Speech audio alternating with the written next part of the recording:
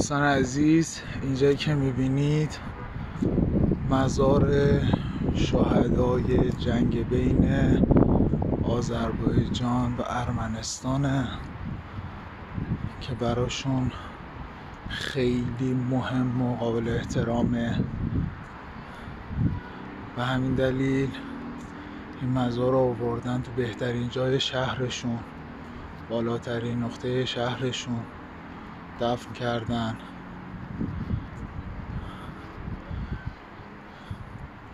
خیلی واسه این موضوع اهمیت قائلن. جور که حالا دارم میبینم شهداشون از سن کم داریم، نوجوانای کم سن و سال تا آقایونی که یه مقدار پا به سن گذاشتن. من اینجوری که از اهالی باکو داشتم سوال میکردم، گفتن اون موقعی که این اتفاق افتاد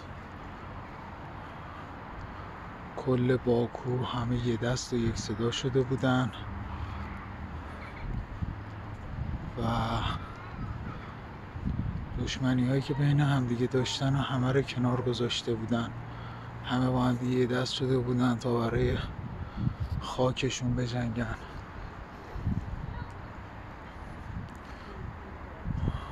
خیلی هم متعصبن روی این موضوع، تعصب خاصی دارن در مورد این شهداشون، در مورد خاکشون، در مورد وطنشون.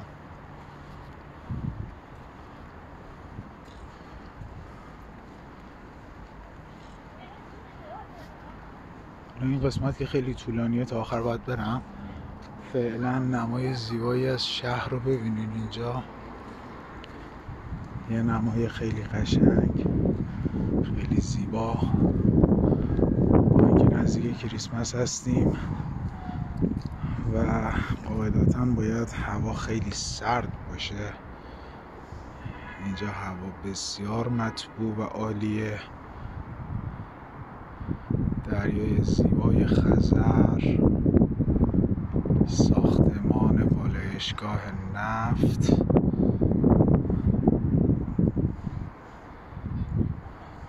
و بقیه ماجرا رو بریم با هم داشته باشیم. باکو هم این اکثر کشورهای دنیا یا برج نمادین و زیبا داره و بالای برج رستوران گردون داره. بریم از نزدیک ببینیم.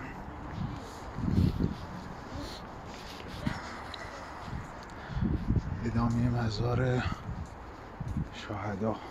شهدای باکو. در مورد شهر باکو خدمتتون عرض کنم بسیار بسیار بسیار شهر تمیز، مرتب، همه چی سر جاشه.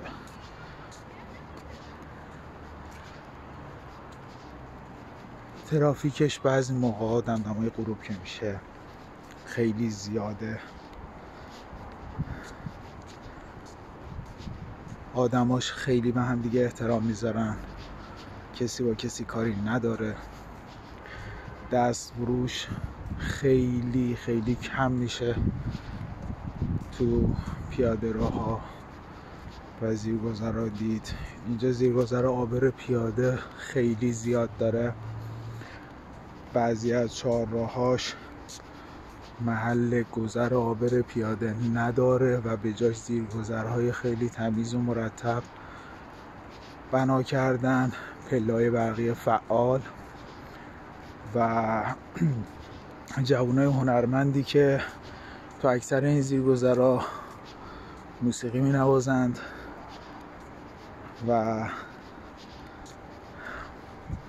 ظاهراً چیزی که من حالا تو این چند روزه دیدم آدمای شادی داره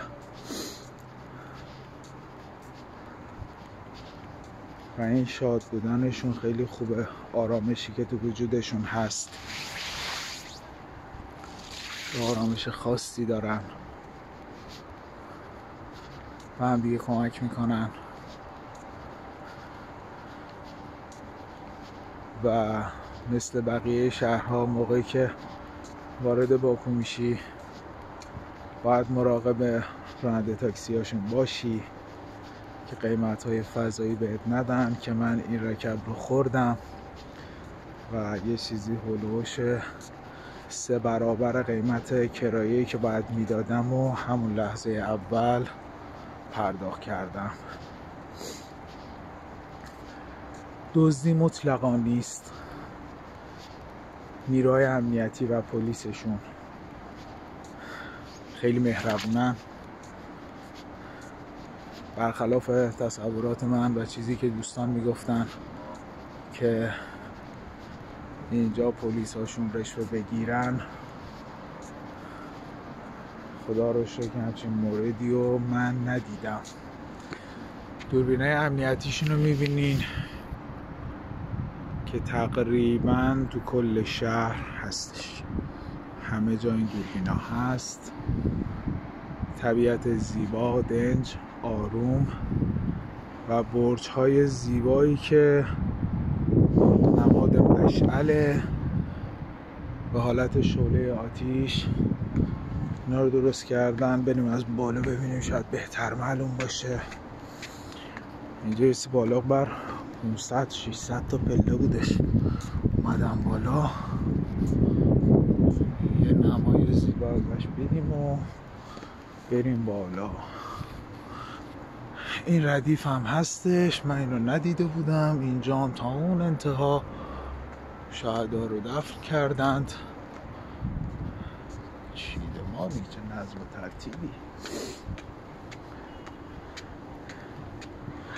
اینجا هم همینطور، فکر کنم اینجا درجه داراشونه خیلی خوشگل تره. اینجا هم هستش تا اون انتها، بالا هم احتمالا باید باشه.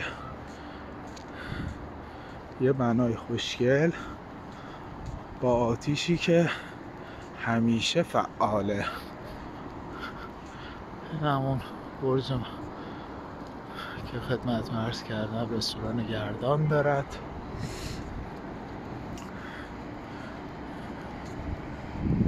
آتش زیبا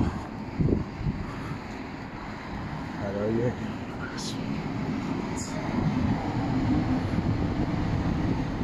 معمولاً فعال است. یه رخ دیگه بدیم از شهر.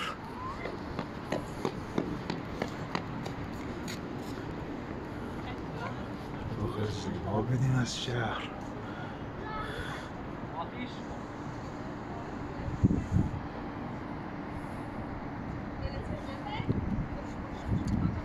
اینجا بام باکو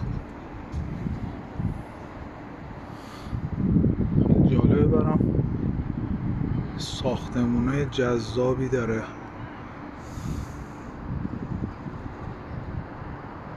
بعد از ظهر شد و این ترافیک این قسمت که خیلی هم شلوغه.